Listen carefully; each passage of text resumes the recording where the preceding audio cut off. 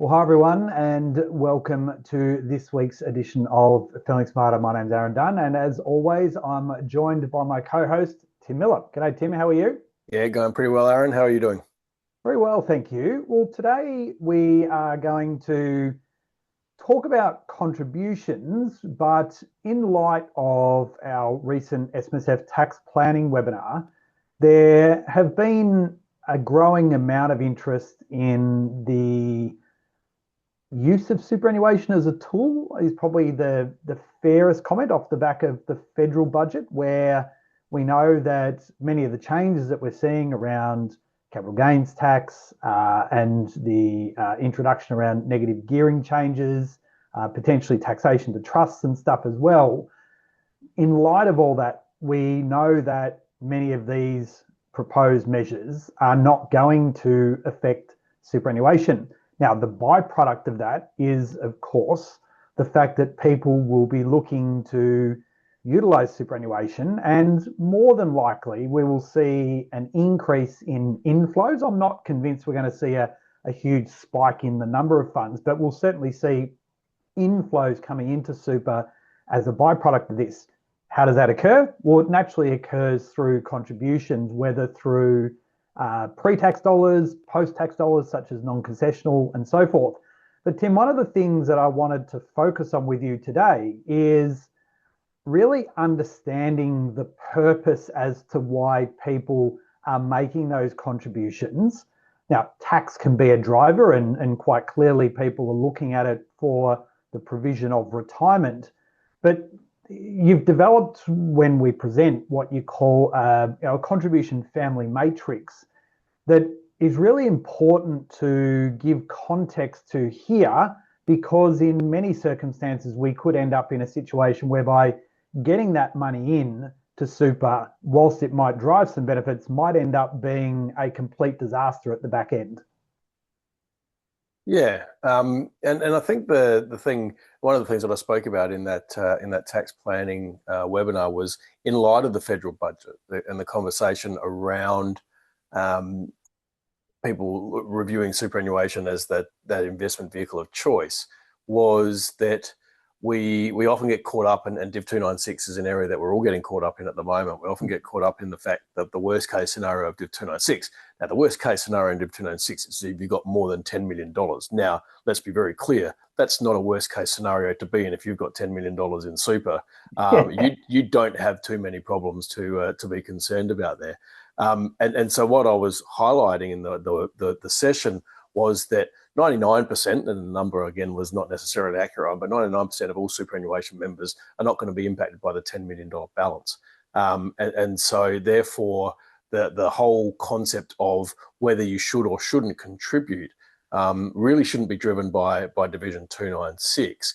It should be driven by a range of factors, incorporating your retirement benefit needs, so what you need from a drawdown point of view, but also, despite what is said about superannuation, also what you can do from an estate planning point of view with regards to the passage of assets to beneficiaries, and to do that in the most tax effective way. And so a big part of the matrix is to identify that there's a lot of contribution strategies out there, and it's really a matter of going, well, just because they're available doesn't mean it's worthwhile for the individual. And the matrix is really about identifying what situations would suggest that maybe it's not worthwhile doing this for this client or that for that client. And it might be things along the lines of blended families, or there's no spouse, there's no tax dependence, there's no non-tax dependence. So a lot of those things might drive what people will do with regards to which strategies they should use and when. Yeah, because really this matrix breaks down into four key areas. So you talk about the single with no dependents, and then you have your nuclear family, and then your dinks, so your double income, no kids, and then blended. So with the nuclear sort of arrangement, typical mum and dad in a self-managed fund and so forth, the ability and wide-ranging opportunities for strategies is quite obvious. So we can explore both deductible and concessional contributions, and looking even to split those contributions, and personal NCCs and spouse-based NCCs, and ultimately we're keeping that within the nucleus of that family group, and therefore, we can absolutely capitalise on those opportunities. But when you come to things such as singles with no dependents, or that sort of double income, no kids things, all of a sudden something like a recontribution strategy doesn't look as beneficial as what it might be.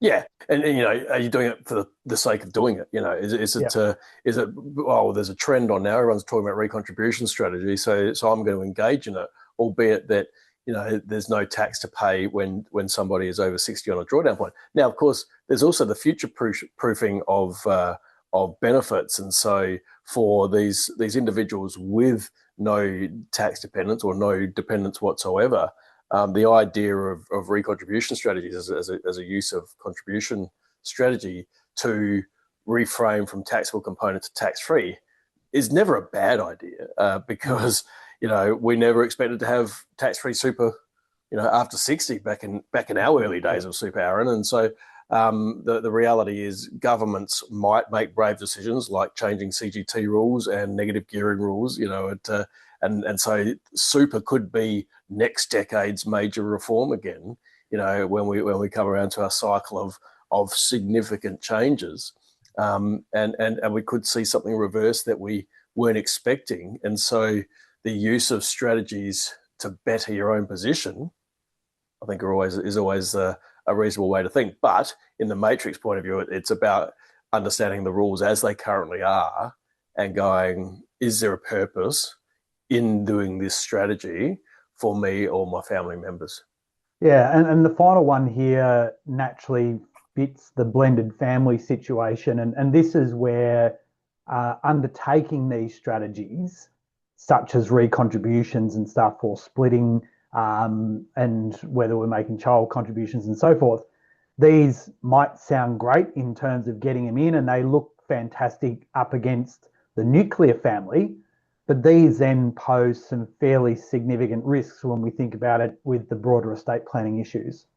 Yeah, that's right. And the obvious one there is if you do say you look at things from in light of Div 296 or other purpose and go, well, I'm going to rebalance super, so one spouse has close to or over 3 million and the other one is well below, and you go, well, there's an opportunity to make non-concessionals for that person, so I'm going to draw out of my interest and pay it into theirs. But then there's estate planning ramifications that the children are from a first relationship and therefore not linked by dependency to that second spouse. And in the event that the wealthier partner passes away first, then that money has transferred to the second spouse, and therefore it bypasses ultimately the adult children, unless there's some form of strong relationship there and an expectation to receive the money from those other parties. But I think we've seen enough court cases to suggest that that is not often the case in these situations, and people feel very hard done by when they don't get what they think is theirs, albeit that you go back to the original point that super isn't theoretically an estate planning vehicle when the money belonged to the now deceased person. Yeah, so we thought it was just a good reminder at this point in time. There's been a lot of discussion about the impact of these budget measures, and quite clearly superannuation has been seen as a key benefactor, effectively on the basis that nothing's changing, but that in itself has certainly lent to the opportunities that have been exploited or have been exposed. And we naturally have spoken about this on our last Feeling Smarter as well. But just to put some context around it, I think was the main message for today, Tim. The fact that if you're going to be doing it, make sure you're doing it for the right reasons and managing the risk of it. Because in a lot of instances, when these contributions are being made, you not only need to think about it for the benefit of the taxpayer, but you need to be thinking about it in the longer term context of the benefit, when that benefit will be paid out as a superannuation death benefit as well. Indeed. And of course, understanding that if you're taking it out, that you've got to meet all the criteria to put it back in as well. Yeah, absolutely. Well, thank you once again. Always a pleasure. And we look forward to you joining us for our next edition of Feeling Smarter. Have a great day. Bye for now. See you all.